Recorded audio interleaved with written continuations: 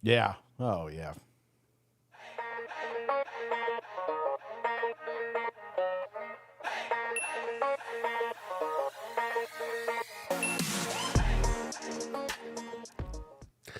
Oh, welcome in. Latest episode of that SEC podcast. I'm your host, Michael Bratton. I go by SEC Mike on them Twitter streets. And there's everybody's favorite Cuzzy Shade. What's going on, you old Tizzy Homer? Hey, man, what's going on? What is it like? Because most of us don't even know. What is it like for your team to not get upset on a Saturday night? Oh, it's pretty nice, Mike. We were joking about it online, having to watch this thing on YouTube or whatever I'm streaming it on, ESPN Plus or whatever. Those games are over, but Mike, what a weekend. What a freaking weekend. I told you guys all week. I felt it was in the air that there was going to be somebody upset. I didn't realize that everybody was going to be upset. Man, we had a damn barn burner Saturday, didn't we? We live in a world now, Shane, where Hugh Freeze and Billy Napier and Brent Venables are good coaches. Kayla DeBoer, Lane Kiffin. Yeah. These guys can't coach their way out of damn paper sack, can they? Nope. Who else am I leaving out here? Mike. Mike Ilko. Yeah. What the hell was that? Time out. Time's running out. Things are a little too chaotic on the other side of football, so let's give them a minute. Oh, buddy. Yeah. But hey, before we get into all, with so much to get into, Shane. Real quick, on Yes, that, sir. we're going to get to it, but on that timeout, I thought about it because a lot of people probably didn't watch that Auburn, Kentucky fiasco up there in Lexington, but there was a similar situation right there before the first half. And when I saw that unfolding, I was like, here we go again.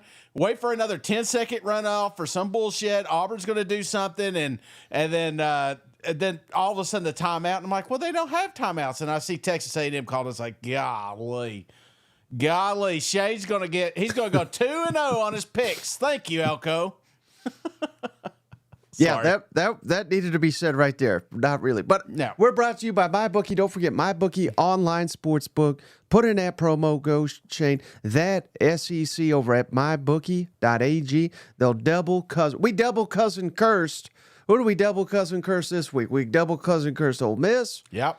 No, you picked Auburn, so you nailed your lock. Way to go. You damn boomer. Yeah. I think I missed mine as per usual. So just fade our picks. Shane will get lucky every once and again.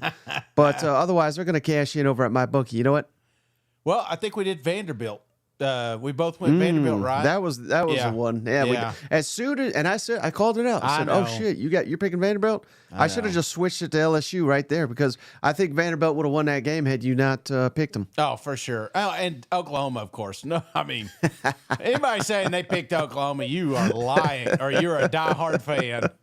Well, so was that? Do you think that was the best weekend that we've had? I mean, I know there was a couple weeks ago, when there were so many upsets. Vanderbilt beat Bama. Yes. Arkansas beat Tennessee. I'm trying to think of who else went that day. I mean, it wasn't even much of a storyline. I think hardly anybody that doesn't pay attention forgot Tennessee lost to Arkansas that week because Vanderbilt beat Alabama. But I think this week topped it.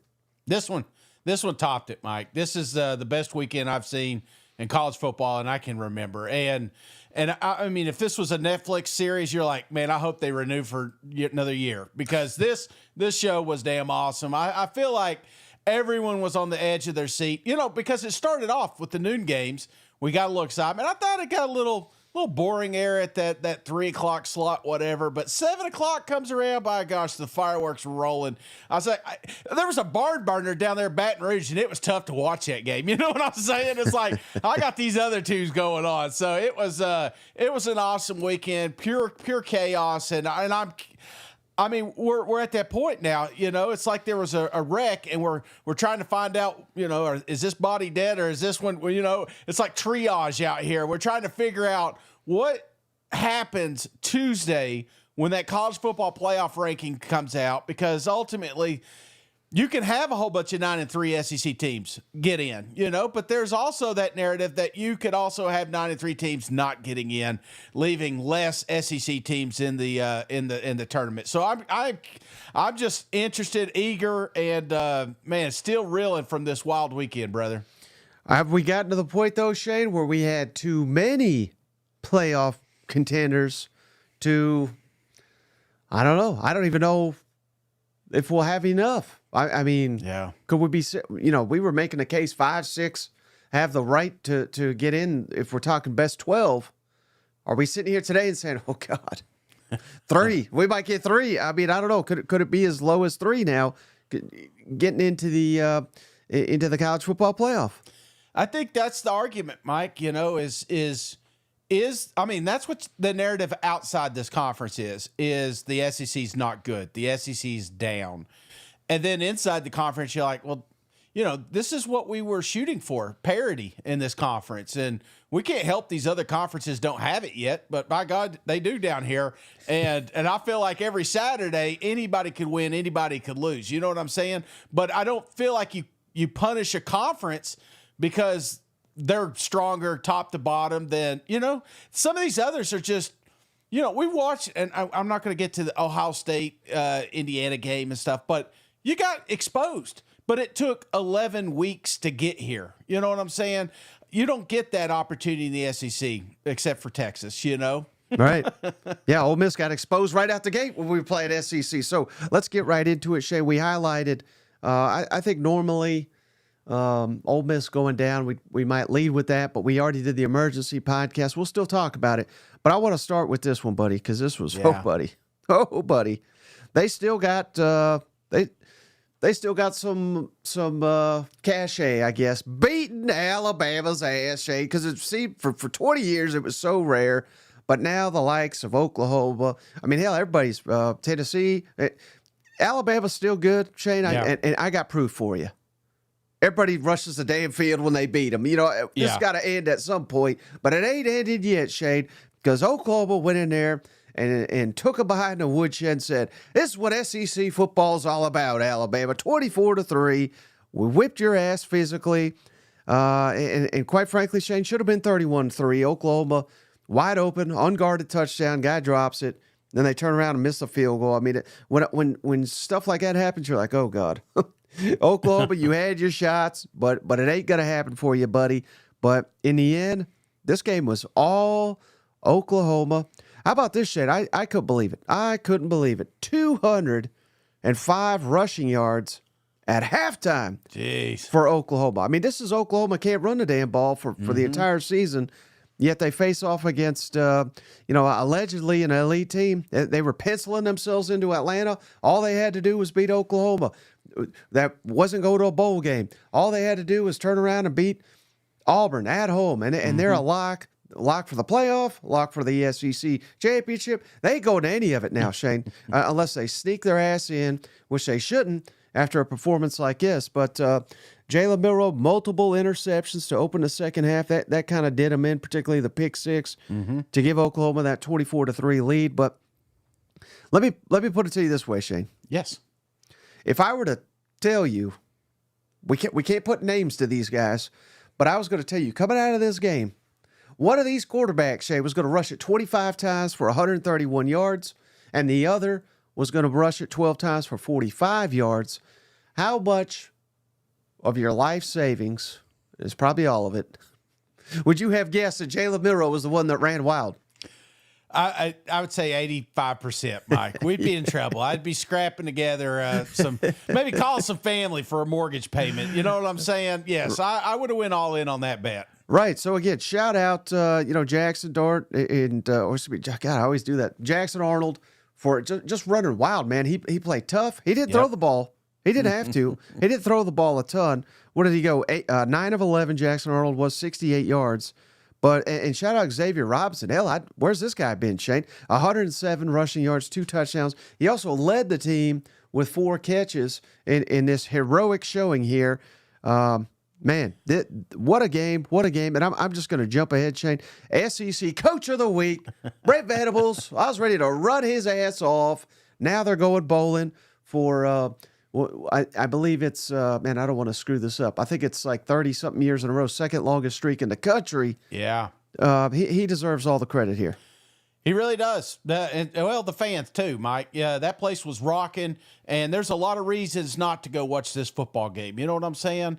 I felt like the Sooners knew something, like they were in on a secret. You know, when there was kickoff, I was like, "What the hell's going on here? It can't just be senior day. They can't be excited for that." But by God, this place was rocking. So I'm giving my fans of the week to Oklahoma as well, Mike. This one was a big one. It was an absolute dominant performance again from this amazing defense, and we got some offense out here too, Mike. I think there was a moment I'm watching some of these plays and I'm like, shit, I think they just kind of threw this in the dirt, during practice or something, or maybe during the break, because these plays did not make sense to me, but they worked, Mike. I don't know why they worked. We talked about Xavier. You're talking about the running game. I think you call him X-Man. It's like, where the hell did this cat come from? You know what I'm saying? He looked like a damn Oklahoma running back. This is something we signed up for when these two teams were coming into the conference. So Alabama did not look like the playoff team the last night, Mike. I felt like Oklahoma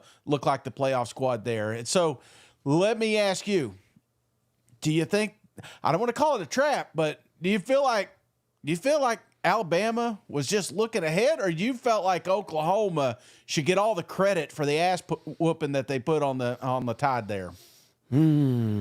That's a good question, Shane. That's a good question, because I think here's what happened. Here's what happened. I was trying to yell it from the mountaintops here, Shane.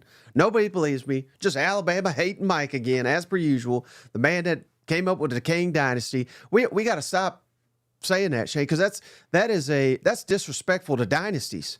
Because Alabama hadn't won a national championship, COVID year. Throw that out. That was garbage. That they haven't won a national championship since 2017. We got to stop with the dynasty. This is bullshit. But what happened, Shane? They whooped Missouri's ass with a backup quarterback that had no business. I mean, it was just awful. I mean, I think I've said my piece on the emergency. I don't like to bash these guys, but that was just awful.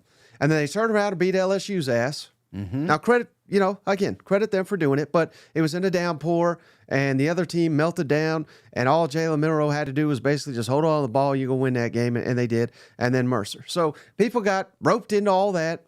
I don't know. I mean, they got dominated by Vanderbilt. Yeah. Dominated. Tennessee, very good defense.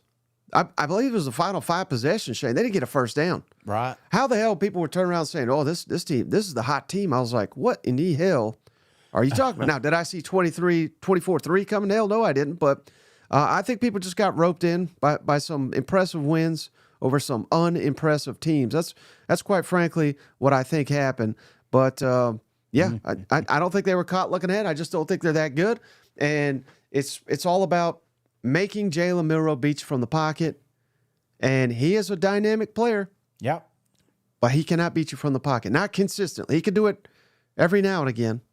How the hell he came up with that game-winning touchdown against Georgia, I'll never know. But that's the recipe. And I blame DeBoer. I blame DeBoer more than anything. Yeah. And the defensive staff. I don't put it on the players. They should have had him ready to go. This would literally have never happened under Nick Saban. And how about this, Shane? Shout out. Alabama had scored 10 or more points in 182 straight games. That was the longest streak in SEC history. Well, it's over now, thanks to Brent Venables scheming this thing up for the seniors. I mean, those guys have been through a lot. How about this, Shane? The 24-3 win was the first time since 2011 that Alabama did not score a touchdown in a football game. The fewest yards Alabama ever has had since 2014. That's incredible. And how about this stat? Shout out to Evan Abrams, who came up with this one, Shane. When Alabama was favored by at least 14 points. Yeah. That happened 139 times under Nick Saban. Favored by 14, at least 14. In 139, how many of those 139 do you think Nick Saban lost?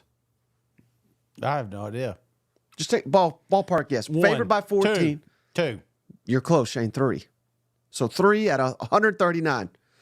Caleb Ward at Alabama, he's been favored by 14 or more in 8 games. Yeah. Guess how many he's lost? 2. 2. I mean, come on. Get this guy out of here. He ain't lasted, Shane. And he was having a meltdown on the sideline. He should, because I think he saw his job going up in flames. And the real question is just who the hell's the next coach going to be? Because this guy ain't cutting it. Golly. Well, I didn't know I was opening up all that bashing from them Bammers down there, Mike, you know? I mean, take it easy on them. They deserve it, man. They were they had a shoe-in. They had a touchdown pulled off the board. Worst penalty ever. The board. They were a shoe-in for the SEC. They were a shoe-in for the playoff if they just beat Oklahoma, if they just beat Auburn. And instead of this wasn't like one call screwed them. This was they didn't show up. Right. You can't do this. You can't do this at mighty Alabama. Well, I mean, and you got a red-hot Auburn coming to town. So, I mean, it's not like it's ended. It's not like it's over. There's still some that are making the case that Bama should still be in with those 3 losses, Mike. I'm telling you, Mike, they're going to make the case, and I don't know, brother. I feel like they still should be in right now. I know. They got an NIT tournament I don't know about. Mike, You're putting Alabama in the playoff right now? Yeah, I'm not putting them in over anybody you would unexpect. You know what I'm saying? I just feel like they still over Tennessee. No, I wouldn't put them in over Tennessee. What the hell are you talking about? South Carolina? No, I guess I wouldn't. Why you got it? I'm not trying to make sense here, Mike. I'm just trying to kind of pick them up a little bit because this is something that they've not got to experience in a long time. You know what? Maybe you're right. Maybe we should just let them waller in it and see what everybody else is feeling, because, Mike, I felt like there was moments in this game, like I made a joke about the penalty, but you know who we joke most about penalties in college football is Alabama. Right. Always on the receiving end. Now, they've had some bad ones, you know what I'm saying? And this was a bad one. This was a terrible, terrible call. But I don't know if it was ultimately the game changer. It was 14 minutes left. You still would have been down 2 scores. There's still a lot going on there. But yeah, no, they finally got a little bit of dose of what everyone else has gone through. So, big win for Oklahoma. I felt like this was a big one for them seniors, especially on that defense. We got to see them before and after the game. Big one for the fans. And like I said, I don't want to take anything away from them. But moving forward, I still feel like, I've read all the things online, Mike, and they say Alabama still has an outside shot getting in. But if the next weekend, and who knows, the championship games are just as chaotic as this week. Yeah. Who knows? They may squeak in there. What percentage are you talking about here? Like 5% or 33% is what I saw online. Yeah. Whenever you saw that, Shane, you might as well that crazy wipe your ass with it. I mean, it's not worth. Now, here's a bet. Again, we'll talk about this. Of course, it's a short week because of holiday, but Tennessee's got to lose.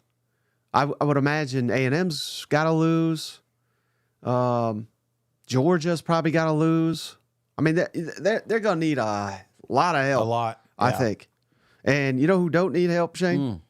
Because he's part of the family now. Jared Darling. Jared, welcome to the family. And Pete McBrayer. Pete, welcome to the family. Hope none of y'all are Alabama fans because they're they're trying to unsubscribe right now. I just don't see it. They'll be on the outside looking in. Yeah, you're right. They're not going to be like unranked or anything like that. But let me ask you this, and I know we got other teams to get to, Mike. But yes, sir. Moving forward, obviously they're not going to fire Kalen DeBoer after this game. They're not going to fire him after the end of the season. But is Jalen Milroe the quarterback for Alabama next year? No chance. Okay. And whether that means he's on to the NFL, which he probably shouldn't do, or to another team, I'd go somewhere where they're actually going to develop you because I don't think they're doing it at Alabama, are they? Yeah. No, Jalen he's night and day different. No, there was moments last year he looked unstoppable.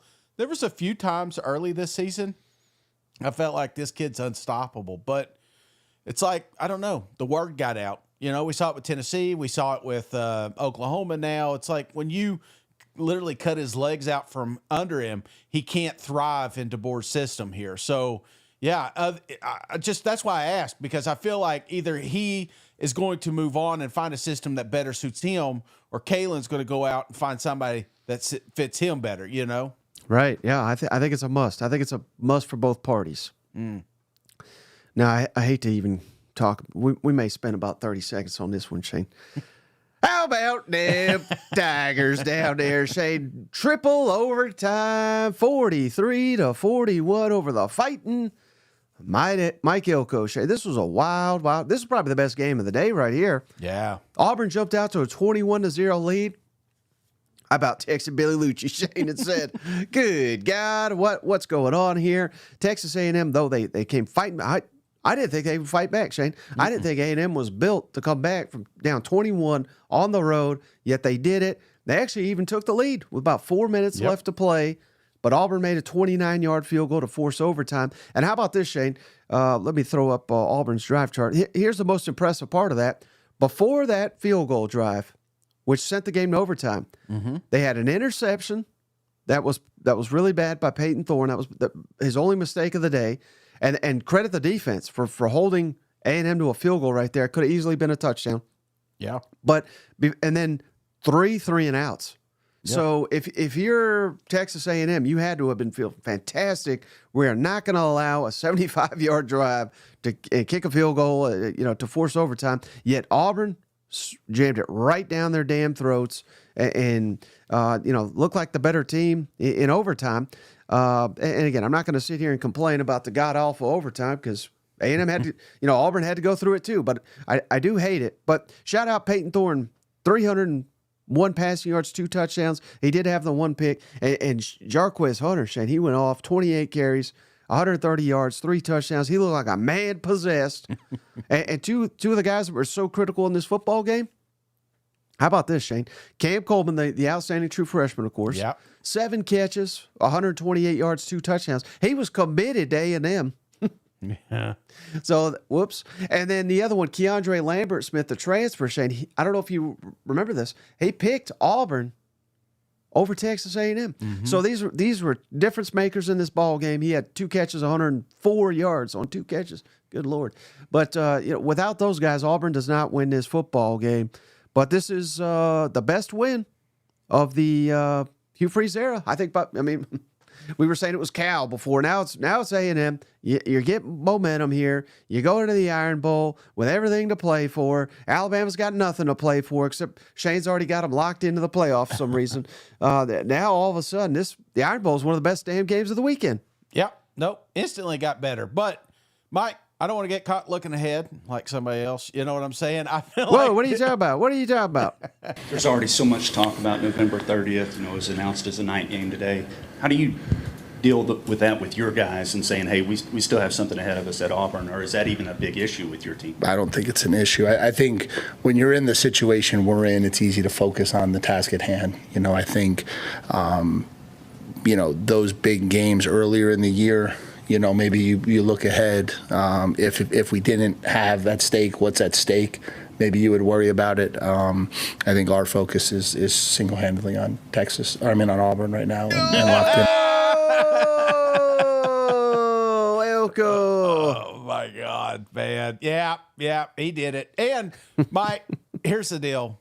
They had a shot. They had a shot late in this thing. You talked about it. A&M got down there, had an opportunity. It felt like Auburn was going to do exactly what Hugh Freeze has been notoriously doing all season long, and that's blow a lead. Yeah. And, they didn't. So that a lot of it had to do it being down there in the plains, even though you don't think it's a hostile environment, Mike. I thought it was very hostile.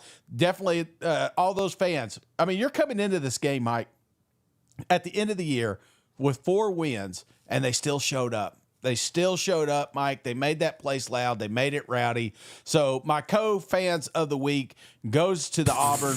I can do it. I can do whatever. It's my list, They're Mike. all fans of the week. Yeah, my list. You can do your list. I'll do my list. I'm giving it to him, Mike. It was absolutely awesome. It was electric down there. And I thought there was moments like you talk about Cam. I mean, if you're sitting there in the stands of the shitty season that you had, and at this moment you're beating a team that should be in the college football that's leading the SEC, and you're watching, you're saying, you know what, we got this kid for another 2 more years. You know what I'm saying? There's reason for optimism down there. Hey, say what you want. You know, you go to a Dollar General every now and then, you find a good thing. You know what I'm saying? You ever do that? You ever go to Dollar General and you're looking around and you say, hey, damn, this looks good. You take it home. Oh, man, this is awesome. You found it in Peyton Thorne, Mike. That I know you gave him a hard time in the offseason, but here toward the tail end of the season, Peyton has night and day become – you want to talk about development. This kid has gotten so much better throughout the year. It's impressive. He willed this one to victory. Hunter, they finally let him loose. It was like – they had the pieces. They've had the pieces the whole time, Mike, and it finally feels like here the last couple games they're starting to put it in motion. Yeah. They're 14th in the SEC, but yeah, okay, yeah, they should have. Jeez, I mean, you can't now say, "Oh, that was a hell of a move keeping this team together." No, that's. What are you going to do? What was your options? I mean, seriously, get Cam Ward, who's going to take Miami to the college football playoff. We're not talking about. I mean, I'd like to be 100 pounds, Mike, but I can't. I'm talking about. Well, they had realistic. A shot. That was the guy. I ain't paying $1 million for a quarterback. That was the quote. That's who he's talking about. And so he went to Miami, and Miami's going to go to the college football playoff, and Auburn's sitting at home. But you don't think that Peyton Thorne has been getting too much disrespect here the last few weeks? Like, I think that's fair. Yeah. I mean, there was moments Oklahoma would have begged to have this kid up there playing football. You know what I'm saying? Kentucky would love to have Peyton Thorne up there playing football right now. Hell, I think Tennessee, if they had Peyton Thorne at times this year, may be undefeated because at least he's been consistent. Something he wasn't at the start of the season, but he is here toward the tail end of the season, Mike. And you pair that with Hunter, which I think was the biggest fumble, if you will, is not letting him have more touches in these football games. You finally give him some, he gets 120 yards.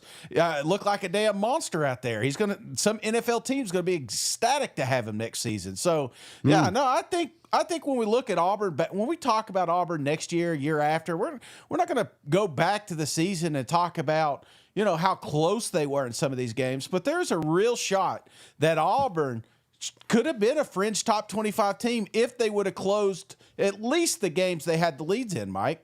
So yeah, and I think a lot of that has to do with Peyton Thorne. Doesn't get enough respect by you, doesn't get enough respect by a lot of media people, but he does from Cousin Shane. I'm giving him quarterback of the week. I just made that award week. I made it up. There you go, Peyton. That one's for you.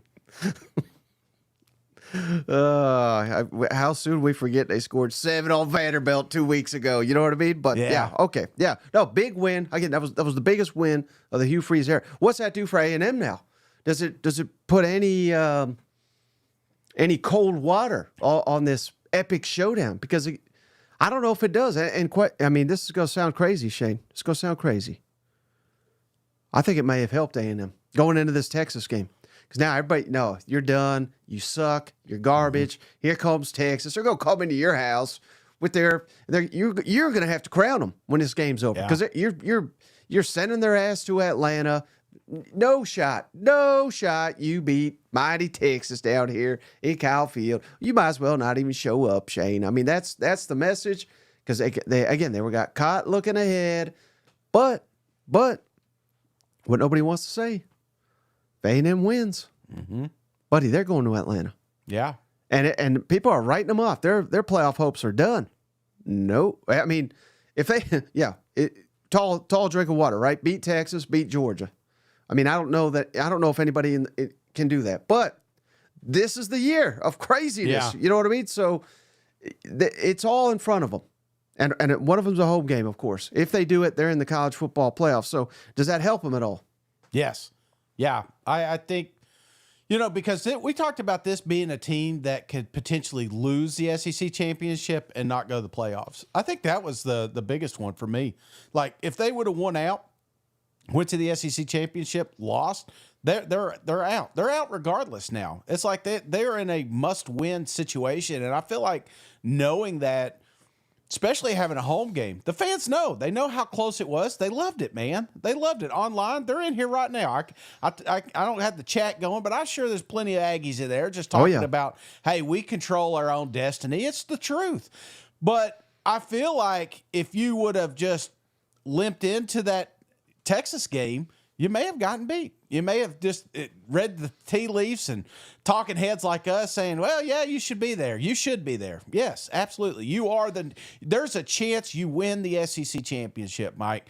But now it does not matter. None of that shit matters anymore. We're not going to go Lane Kiffin here, Mike. We're going to focus task at hand. You have got to, this has got to be the most crucial week of film prep, eating right, exercise, sleeping. Everything that you have to do to line the stars up to make this a perfect matchup for you, you got to have it. And same goes with the fans. They got to come out there. They got to be electric. I know they will. They hate Texas. Texas hates them. But, man, everything has just got to come together because Texas can lose this game, and they still move on.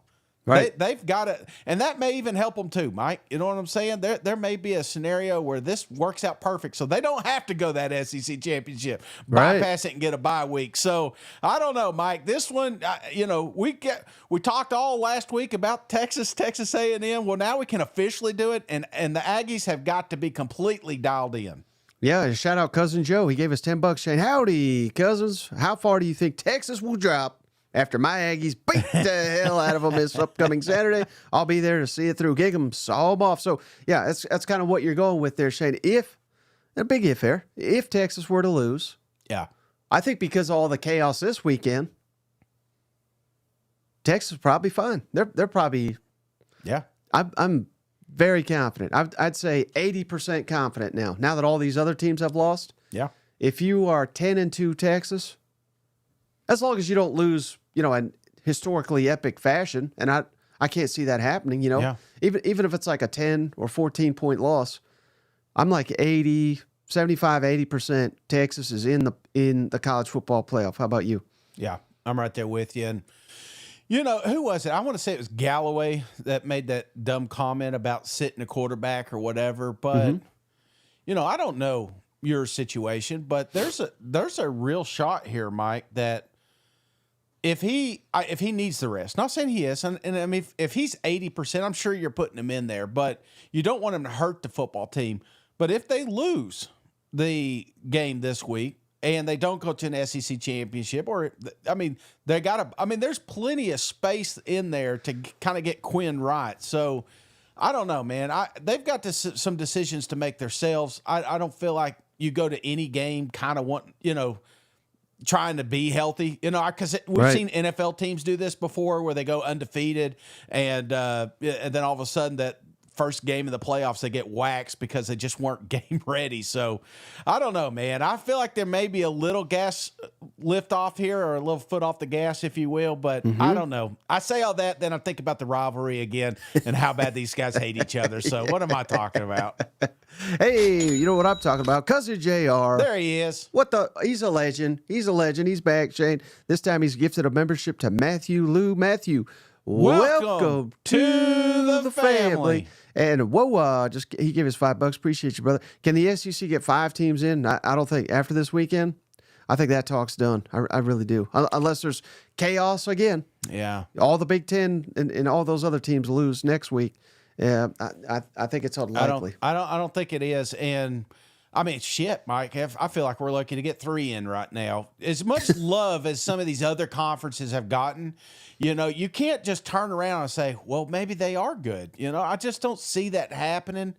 I feel like somebody's going to get hurt Tuesday, and we'll kind of have a good pulse of where we'll be moving into the tail end of the season. But, yeah. Yep. And then JP, he just gifted a membership. Appreciate you, JP. What a guy. What a guy. He's feeling great. He's on to the SEC championship. Shout out, Drew. Welcome to the family. Well, speaking of who's ready to play, Shane, I'll tell you who was ready this weekend. Boy, are they feeling themselves, as they should. The Florida Gators, Shane, beat the hell out of Ole Miss 24-17. And, man, again, we covered this on the emergency, but... Buddy. Man, What are we doing here in the red zone, Shane? Florida was 2 of 2 for 14 points. Ole Miss was 0 for 3. Yeah. Turnovers killed Ole Miss. Three turnovers there, and only one for Florida. So Jackson Dart, man, I hate to put it this way, but I mean it's the honest truth, Shane. I think this is who Ole Miss is as a program. Yep. This is who Lane Kiffin is as a coach, and this is who Jackson Dart is as a quarterback. You know, they are fantastic. They are very good, but in the clutch, they come up short, man. And they had multiple opportunities here, did not score but 3 points in the second half with your playoff hopes on the line. And hell, Florida only had 3 yards in the third quarter. Mm-hmm. When something like that happens, you should dominate it. Florida only scored 9 on their third. They had 13 drives. They did not score on 9 of them, Shane. Right. Again, I don't know what in the hell Lane Kiffin's doing with this JJ Pegues. It's a joke. Can't run the football. Can't settle. They are not taking field goals when they're there, even though they did it against Georgia. Mm-hmm. I mean, I thought we had learned from our mistakes here, but no, we're just living in Billy Napier's universe, Shane, and Lane Kiffin. I mean, I don't think, I'm I say bold things. I like to get reactions and all this, Shane. I don't think this is a bold take. I don't think Lane Kiffin will ever recover from this as he's Ole Miss head coach. Now, I'm not saying they'll never make a playoff or anything like that, but I mean, this looked like a national championship contender. Yeah, they ain't even gonna make the damn playoff. Now they're the one, Shane. They're another one where you're saying like, well, Alabama 33%. I think Ole Miss could somehow squeak in, but very unlikely. Like around 5%. I don't think they're eliminated, but they're pretty damn close. Yeah. But no, the money spent, the last dance, all that, to have it go up in flames in the swamp again. Florida, very improved team. This is not a great Florida team, and the fact you lost to them like this, I think it's awful. Well, and not to mention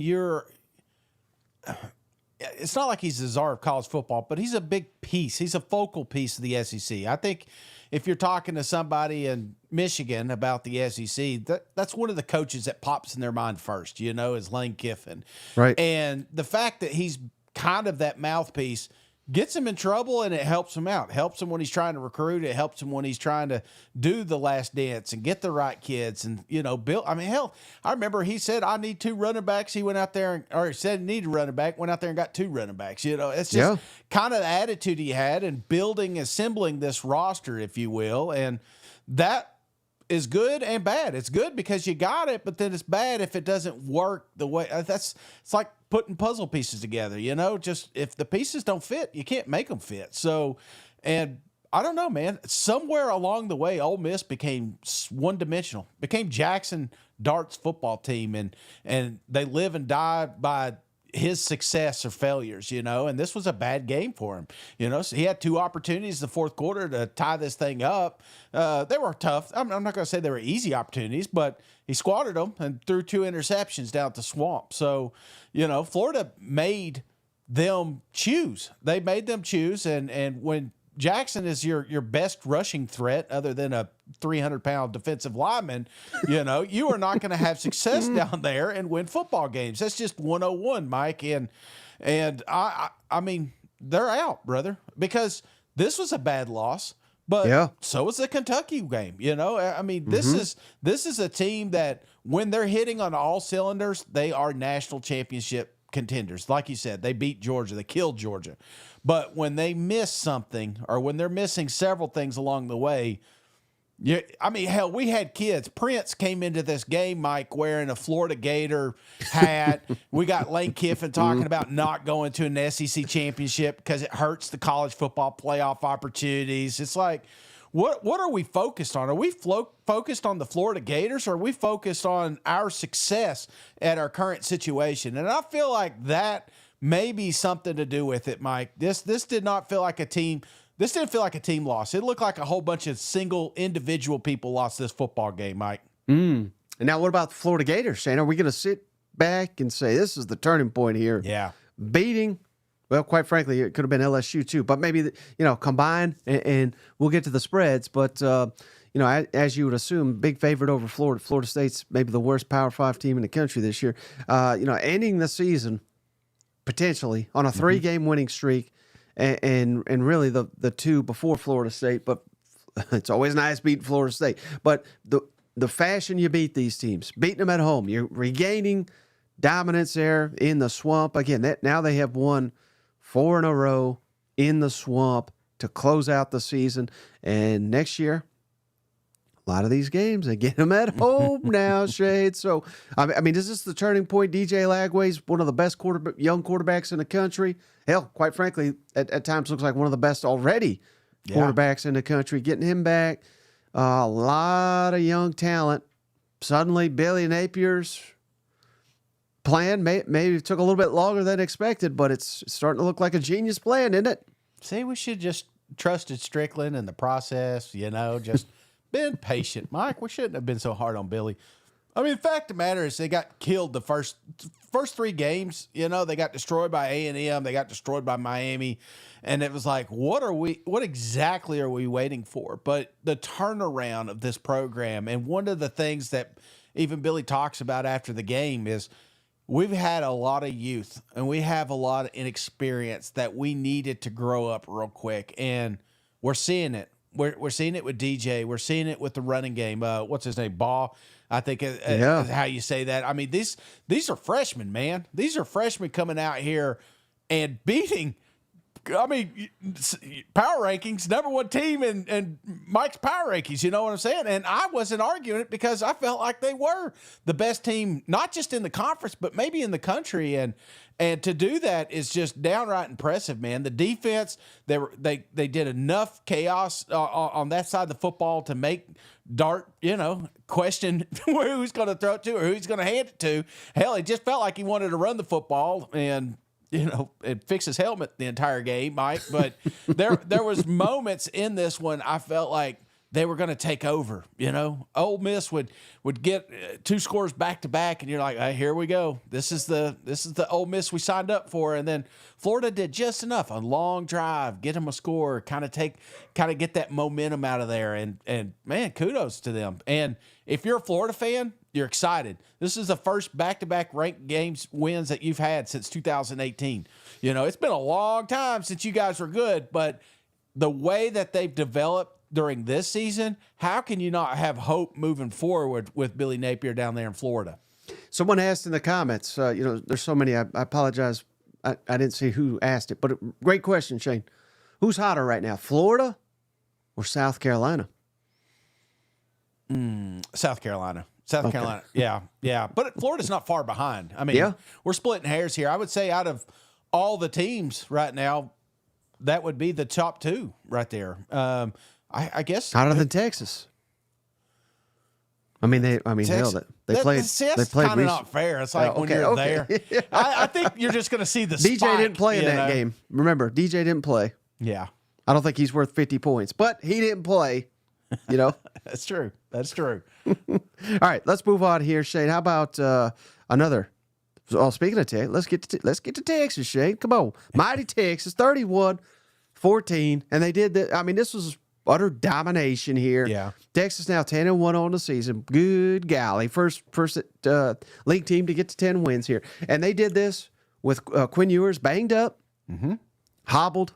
Certainly. Our buddy Anwar Richardson, Orange Blood, says Quinn Ewers says he had an MRI today. He's good. He's cleared. He's going to play against A&M, according to Anwar. So that's great news. But the defense, man, the defense continues to be the story for Texas. Kentucky had 11 drives, Shane. Only one went longer than 39 yards. 7 drives went for less than 20.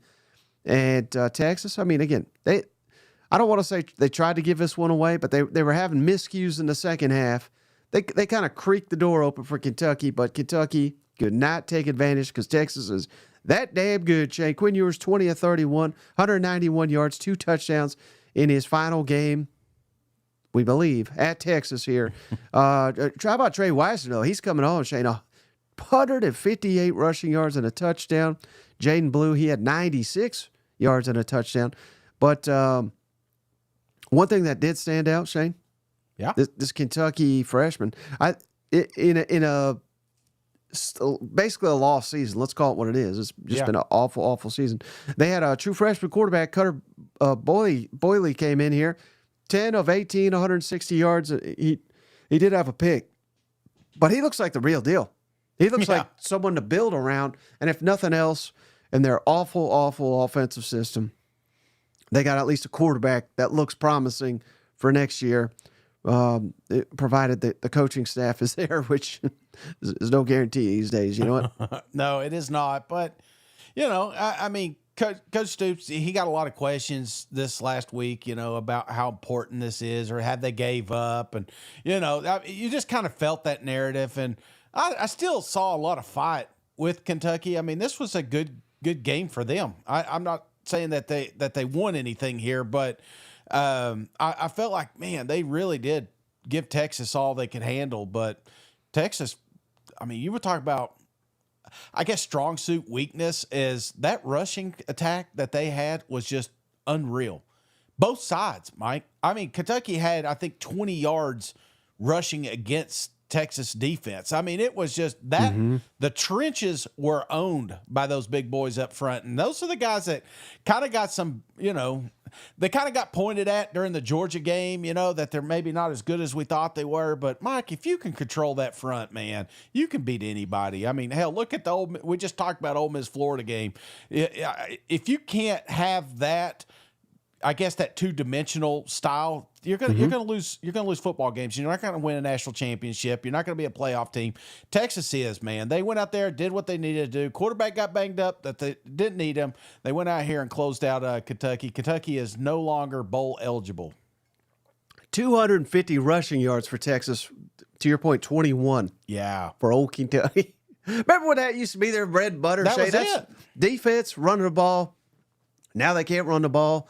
And they don't play that good defense. It's like I don't know what they do down there in Kentucky anymore, except say, "Hey, we're bringing back our offensive coordinator." Even though Shay, we failed to score more than 20 points in any SEC game, first time since 1982. Bring them back. Come on, maybe next year will be better. You know what? That was a good year, Mike. That was a good year.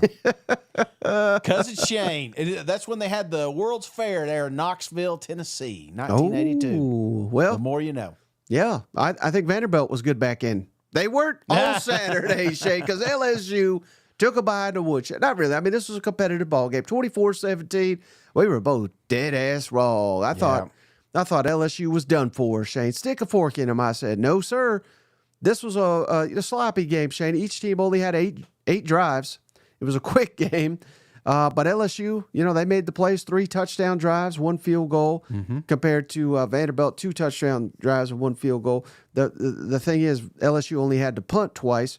But Vanderbilt did score in the first play, and I was thinking, oh, buddy, here we go. Vanderbilt's going to get it done. 63-yard touchdown from Pavia to Quincy Skinner. That was about the only highlight for Vanderbilt, quite frankly. Josh Williams had 2 touchdowns. Garrett Nussmeier, 332 pass yards and a touchdown. This is what you need, Shane. You need balance down here at LSU. We got it this week. LSU, 145 yards on the ground. Vanderbilt, only 124. When you outrush Vanderbilt, there's an outstanding shot. You're going to win the football game. That's exactly what happened. We were 3 for 5 in the red zone for 17 points. But this is a nice little pick-me-up. Yep. I mean, the season was on the brink here. And I get it. This is not like some massive success because you got the 7 wins with a possibility of 8 at LSU. The standards are higher, but I think a lot of teams would have caved in this situation, and LSU showed up, did what they had to do, took care of business, and they march on with a W. It's not easy, Mike. It's not easy when you have 3 losses in a row, and like you said, Vanderbilt's they've notoriously been a tough football team, and when Pavia, like you said, through that first drive, through that first pass, 60-something yards, touchdowns, like, holy gosh, they're going to fire Brian Kelly tonight. It's happening, And then they kind of stuck around, and that's what Vanderbilt does. They kind of hang around, hang in there, get to the fourth quarter. Let's try to take that final drive and get the win. And they made it a little bit interesting toward the end, but LSU just had too much firepower and mainly Nuss. I felt like Garrett is so dangerous if you give him time. And Vanderbilt they could not get any pressure on him, and he sat back there and just dissected them.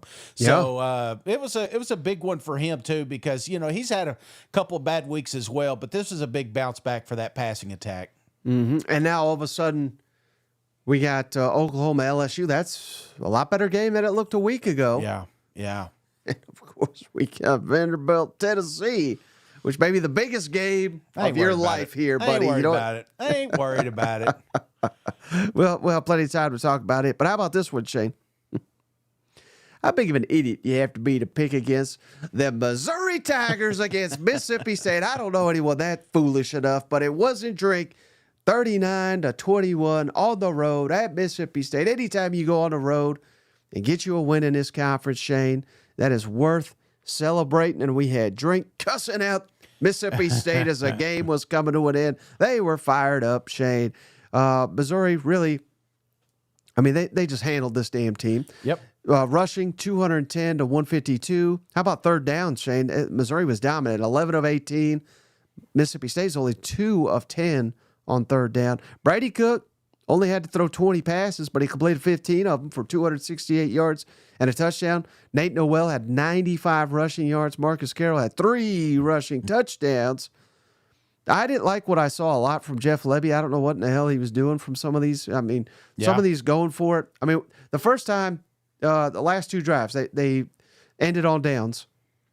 This was a two-score game. They were in field goal range. He said, fuck it, let's go for it. They did get it. Now it's still a 2-possession game. That was nonsensical to me. Meanwhile, Missouri just doing whatever the hell they wanted.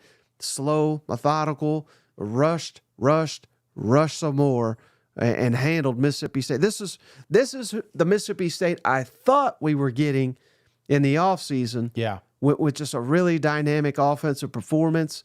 What was your thoughts on this one? Yeah, they had moments toward the start of this game. They just kept shooting themselves in the foot there, fumble, turnovers and things like that. But Mike, yeah, I never felt like Mizzou was going to lose this thing. And in fact, really, and I'm not saying they just had to do this, but I felt like they could literally just turn it around and hand it off every single play and win this thing. They held it for 40 minutes, Mike. So yeah, Mizzou had this one, had it in hand, and I thought this did look like a classic trap game. Like, coming off that defeat, you just felt like maybe the wind wouldn't be in their sails and they would just kind of move forward to the Arkansas game. But no, this team is dialed in. They still got a lot to play for. They want to get to 9, and they'll have an opportunity next week with Arkansas. Right, and this is where we're at. This is a great place to be, I think, Shane. If we're sitting here and we're saying we can get to 9 wins, yeah, it's kind of a disappointment. Yeah, it's not a failure. Yeah, most of these teams won't get to 9. You know what I mean? Right. And hell, they can get to 10. They win the bowl game. But again, I think that's a good place to be. Meanwhile, State, 2-9. I anticipated I thought they'd be better than Vanderbilt, but I didn't think there was any way they were better than the 15th best team in this conference, and it's even worse. So, but a real opportunity, maybe. Again, we keep kind of repeating ourselves here, Shane, but I'm trying to find a silver lining here. But maybe Ole Miss will be in the tank. You could get you a rivalry win. You have something to go into the offseason. But otherwise, this feels like a completely wasted season. I get it. That's probably too harsh because there's young players. They're making plays. They're looking good. But who the hell cares if you're just losing every week? This Mississippi State. I know a lot of people don't respect Mississippi State, but I've heard you say it, and it's 100% true. We're used to winning 7, 8, sometimes 9 ball games at Mississippi State. Yes. 3's the worst season I can ever in my lifetime. I can remember. No, people are surprised at how many 8-win seasons they had back to back. It's like they are accustomed to winning, and unfortunately they didn't. And I will say this, Mike, I was I always wonder, like, if you could flip this schedule around, like they started with Ole Miss, Mizzou. You know what I'm saying? Like, Right. could they have done better? But I don't know, man. They probably would have got Toledo and Arizona State. They'd be, but still, that 4 wins, get the hell out of here. I know, new coach, new players, all that stuff, but they do look better. That's the thing, the optics. If not a lot of people watch this game other than Mississippi State and Mizzou fans. This felt like a pretty good team. They're able to move the ball. Their defense sucks. If they had a good defense, hell, if they had Oklahoma's defense with this offense, that's kind of what you're piecing together. But that's the only thing is you do have something to build off of. But man, they got their hands full this week with a battered Lane Kiffin. Yep. All right, how about this one, Shane? Non-conference land here. Arkansas takes care of business 35-14 over Louisiana Tech. It was a little sloppy, Shane. It was 14-0 at halftime. It took 6 drives for Arkansas to score. But hell, this defense, Shane, again, I know it's Louisiana Tech. I get it. But the defense, buddy, Shane, it took Louisiana Tech 12 possessions to get in there to have any kind of score, and they held the first 7 drives, Shane. Louisiana Tech didn't have a first down. So the strides we are making on the defensive side of the football should not be overlooked. I mean, 2 years ago, Arkansas was one of the worst defenses in the SEC. Mm-hmm. Now they're certainly in the top half, and they're doing it with again, they got good players, but I would not say they got elite talent on that side of the ball. So I think that's a credit to Travis Williams and everything he's doing on the defensive side of the football. But rushing the ball, Shane, Arkansas, 246 rushing yards. This is the Arkansas we want to see here. And anytime you win by 21 points and you're -3, or excuse me, -2 in the turnovers, that's not easy to do. Yet Arkansas did it, which should give you an indication of how much better they are, as they should be as Louisiana Tech. But this is a team, Shane, that after, again, it took 6 possessions to score. I was thinking, oh God, oh no, Sam, not like this, But the defense made sure it was never in doubt. Yeah, no defense, and Taylor, it's like a love-hate relationship. You hate when he does something dumb, but then you love when you see these like Heisman moments. Not that he's winning the Heisman, but you know what I'm saying? It's like if he were competing for it, there was a run in this damn game. I was just like, oh my God, what an athlete. So, but this one sloppy up front, but you kind of go back to what you're good at, and I felt like Arkansas did that, and I love seeing Sam at the end of this game with the bowling ball. The kids are all pumped up, excited, seniors especially. There's a lot of kids that took a chance when they came playing with Sam. So I know it meant a lot to them, and they are going bowling, but they got a big one coming up for sure this week. Mm-hmm. And how about oh man. Oh, buddy. At first, I was like, what is going on here? Georgia takes care of UMass 59-21. Shane. Again, they dominated 9 possessions. They scored 6 touchdowns. And that was right out the gate. First 7 possessions, Shane. 6 touchdowns, 1 field goal to start. So the offense, of course, not a problem. Carson Beck, 297 pass yards, 4 touchdowns. Nate Frazier, 136 rushing yards, 3 touchdowns. Mm-hmm. But UMass, buddy, they came out firing on the ground. Actually outrushed Georgia in this one, 226-208. But Georgia had 34 first downs to UMass's 14. And again, they started slow. Yes. And they won by 40 points here.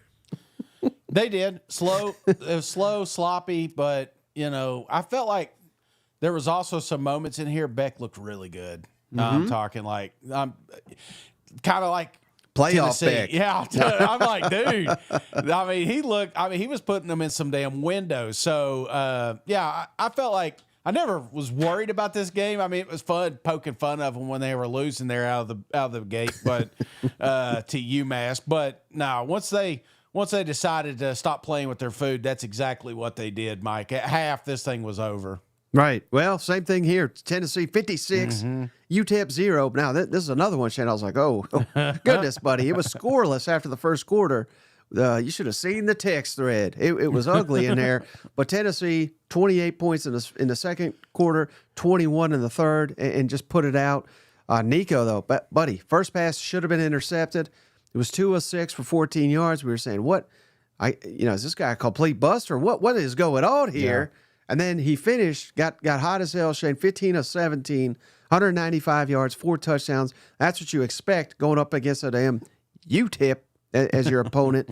Shout out Boo Carter, though. He had 2 big returns in this one. Yes. Tennessee was 8 for 8 in the red zone with 8 touchdowns. That's, again, what you want to see, I guess, a UTEP-type team. And then 248 rushing yards, 15 tackles for loss, Shane. 3 turnovers for us. This is taking care of a lesser opponent. Yeah, and again, got a little weird up front. I think a lot of these games do. They have a tendency to do that, especially when you're kind of overlooking your competition here. But it was so nice to see that coach take another L there in Neyland. I wish they could have zoomed in, watched him crying on the sideline. But Mike, this was about the defense for me. The offense sluggish. Couldn't get going at first, but the defense never. They never let up, man. They were back there constantly. In fact, the only reason UTEP was kind of in this is because there was a couple missed tackles, misreads at the beginning, as far as the drives. But once they got dialed in, brother, Vols they killed them. They did exactly what you're supposed to the UTEP Miners. So, yep. But anyway, on to the next week, Mike. Big win for those seniors as well. Yep, and same thing here. South Carolina beats Wofford, Shane, 56-12. It started a little slow. South Carolina came out through a pick. You're thinking, uh-oh, they're not taking this team seriously? Well, then they went touchdown, punt, and then 6 consecutive touchdowns to end the game. Sellers continues to look red hot, Shane, 23 of 27, 307 yards, 3 touchdowns, 1 pick, outrushed Wofford 282-48. That's what it should be when you play a team like this. Credit Carolina for not overlooking this opponent. And, buddy, you want to talk red hot. I think this team, again, nothing you do against Wofford is going to get you in. But I think next week, if you turn around and you whoop Clemson's ass at Clemson, I think South Carolina, after all this madness, they got a real shot, buddy, to go to the college football playoff. Oh, buddy. Hot, like you said, very, very good right now. Started out slow, but I think Rocket killed a guy in this game somewhere, if I'm not mistaken, there at the goal line. But this is a football team that still feels like they've got a shot, and rightfully so, man. I feel like they should have that opportunity to get in the playoffs, and I would hate to see them in my bracket, you know what I'm saying, because of the way they're playing right now. But you can't get there if you don't beat Dabo, So I feel like that's going to be where we're at next week, Mike. Talking about a game meaning something. That one's going to have a lot on it because beating Clemson, that bodes well, I feel like, with this college football playoff committee. Right. And how about this? So we'll get to the updated SEC standings here in just a second, Shane. I just thought this kind of sums up the season as we're down to 1 week in the regular season. Shout out David Pascal for doing this research. SEC teams that have beaten a top 15 opponent at the time of the game. So not all these are top 15 today, but when the game was played. Alabama, Arkansas, Auburn, Florida, Georgia, Kentucky, LSU, Ole Miss, Oklahoma, South Carolina, Tennessee, Texas A&M, and Vanderbilt, Shane. All of them have beaten a top 15. The only teams that don't have a top 15 win, Mississippi State, Missouri. So 14 out of 16 in the SEC. What a wild year it's been and has led to this, Shane. Final week, SEC standings. Texas stands alone right now, Shane. 6-1. Georgia's number 2. They have actually officially, they were telling everybody no one could officially clinch last week, but Georgia did it, and they didn't even play a damn conference game, Shane. Yeah. Georgia has clinched. They're in the SEC championship at 6-2. Texas A&M 5-2, tied with Tennessee at 5-2. But it all comes down to Texas versus Texas A&M. The winner goes on to Atlanta to face them dogs, Shane. And meanwhile, we got Tennessee right there at 5-2. The Red Hot Gamecocks at 5-3. They're fifth in the conference right now. Yep. Bama 6, LSU 7, Missouri's also tied for 7. Ole Miss 8, biggest NIL bust of the season. Florida number 9, Arkansas 10, tied with Vanderbilt at 10. Oklahoma 13, Auburn 14, Kentucky 15, and Mississippi State 16. But man, who in the world could have seen this coming? You know what? Me, I had it. I had it pegged. If you guys would just listen to me. No, I'm kidding, man.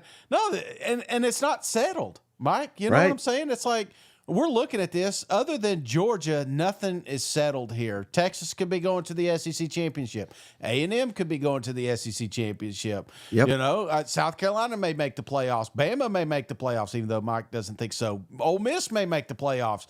There's still a lot of craziness that could happen, but it doesn't matter because I thought it was funny, Mike. You're the one that kind of pointed this out 3 weeks ago. You said, stop with the what ifs. You know, just quit it because you're just assuming you're going to win out. We assumed Bama would not lose another game. We assumed, Tennessee would not lose another game. We assumed that, Ole Miss would not lose another game. It's like assumptions are dead in the SEC. You can't assume anything. And that goes more important with rivalry week here, Mike. This is the week that you can kind of throw that other shit out because it means more to these two teams that are playing. Right. And then how about this? This is just hilarious, Shane. This is a popular thing going around. Have you played at least 2 SEC teams with a winning record? It's everybody in the SEC minus 1 team, and it's also UMass, and it ain't Texas, Shane. Oh, my God. How does this happen? I don't know, but I just thought it was hilarious. You know what? Well, that's it. Hey, enjoy it because there's no way that this is going to stay like this forever. Even the teams that Texas plays now, this year, it's going to be night and day different than the teams they play next year. So, right. I'm looking forward to it, but I don't want to get the cart in front of the horse, Mike. We still got a lot of good football left ahead. All right, final thing here. Rivalry weekend. Yes. Opening line, Shane. Let's go. We got 2 games, remember, on Friday. Yes. So let's go. Man, I probably should have looked up. Yeah. The Egg Bowl, of course. Mississippi State at Ole Miss. What's the line there, do you think? Ole Miss, 15. 24.5. What? Did they watch the same game we did? How about Georgia Tech at Georgia? Georgia 20. Close, 18. Okay. All right, now the Saturday games. South Carolina at Clemson. South Carolina, 7.5. Wrong team favored, Shane. What? Clemson by 3. Damn, lock that one down. You better not for their I'm on a sake. streak, baby. I'm on a streak. Florida at Florida State. Florida is 8. 13. Florida State, man, you suck. They were in a fight last week, weren't they? I guess Charleston or something like that, I think. Yeah, absolutely. Oh, my gosh. All right, how about your Super Bowl here? Tennessee at Vanderbilt for the right to go to the college football playoff. Tennessee 32? Nah, Tennessee. Let's do seriously. Tennessee 15. 11. Okay. I'm going to take that. Okay. Oklahoma at LSU. Oh, man. LSU 6. Nailed it. You're on fire. Yeah. 7 in, you're on fire. Texas at Texas A&M. Texas 2. 4. Be a tight one. You know what? Oh, yeah. I love it. How about Louisville at Kentucky? Louisville at Kentucky. Give me Kentucky 3. Wrong team, Shane. Louisville 3.5. I ain't picking them. L's down. Arkansas at Mizzou. Arkansas at Mizzou. Give me, oh my gosh, this is going to be a great game. Give me right now Mizzou 4. Nailed it. That's exactly right. And then the Iron Bowl. Auburn at Alabama. Give me Bama 5. 11. Nah. Bet that one down, boys and girls. So, man, just listen to all those games. I want to watch every one of these damn games. We're going to, Mike. We are going to. We're going to eat Thanksgiving this week, too. I mean, this is my favorite week, Mike. I love college football. I love the opening week. I love everything. I love championship games and all that. But this one right here is my favorite week. It's friends, family, beer, no work, college football. You know what I'm saying? More food. Yeah, you can't beat that trio. You know what? No, you cannot, man. I love it. I love it. I can't wait. Last week, too, regular season. So you really got to sponge it up because the offseason, man, is so long sometimes. And you kind of take these games for granted. But I'm looking forward to every single one of them. Yep. All right. Anything else before we hop off the line, buddy? No. Tomorrow, got Steve-O on. And then don't forget Tuesday, college football playoff ranking reveal. We'll be doing that live, so that way you can get our instant reaction to how stupid they are. No, I'm just kidding. I'm sure there's some smart folks in there, but I'm looking forward to a wild weekend or a wild week, brother. And there's no days off. I put it there. No one is safe in the SEC. No one is going to. No, doesn't matter what you are favored. You may lose this one. You may win it. So there's still a lot of hope for a lot of teams out there. How can you say that though, and you're not scared of Vanderbilt? But I mean, this is the season of upsets, right? Mike, I just act like it's not there. You know what I'm saying? You know what I'm saying? It's like, you ever jumped in like ice cold water? You know, it's like you just got to just do it. You got to say, hey, we're going to beat the shit out of this team, even though in the back of your mind, you're like, this is going to suck, you know? I know it. I know this thing's going to come down to the fourth quarter, and I'm going to be pissed off probably. But no, I'm trying to assume it. Just make it happen. I got you. Okay, because these, you know, it's so lame when they say you throw the records out and all that. Yeah. But it's true. It's true with these rivalries, with these teams that hate each other, that play annually, that they got to hear it year in, year out. You know, that they blew this one, you blew that one. I'm not even saying Georgia's safe. Yeah. I mean, Georgia's clinched the SEC, so they could still lose this game and go to the playoff, as crazy as that sounds. But I'm not. We've seen Georgia Tech rise up. I think Mississippi State could rise up. Clemson, South Carolina, that's going to be a damn war. Yeah. I think even Florida State, if they have any pride, which I don't know if they really do, but I mean, if they beat Florida, it's a good year for them. Yeah. And to ruin the Gators' hot streak right now. So I mean, just on and on and on. Vanderbilt. I mean, they could be the biggest heroes. This could be the best win in Vanderbilt history. Cost Tennessee the college football playoff. Yes. A&M, Texas, obviously. I mean, on and on and on. I can't wait for it. God, Auburn can't win a playoff game, can't go to the playoff, but they could put the nail in the you know what I'm saying? They could put the nail in the coffin, and don't you think they would love that? Don't you think Hugh Freeze would love that? I mean, I have a feeling Alabama will lose the Iron Bowl. You'll still be trying to say, well, they got a 6% shot to get in there as a 5-loss team over here. It may be just they've done so well with marketing here lately, and I'm just assuming they should be in there. You know what I'm saying? No, I'm right there with you, brother. Anything can happen this week, and I'm excited to watch every second of it. All right, buddy. Well, hey, I appreciate you. As always, we appreciate each and every one of you for hanging out. We'll catch you on the next one. All right, see you guys. Go Vols.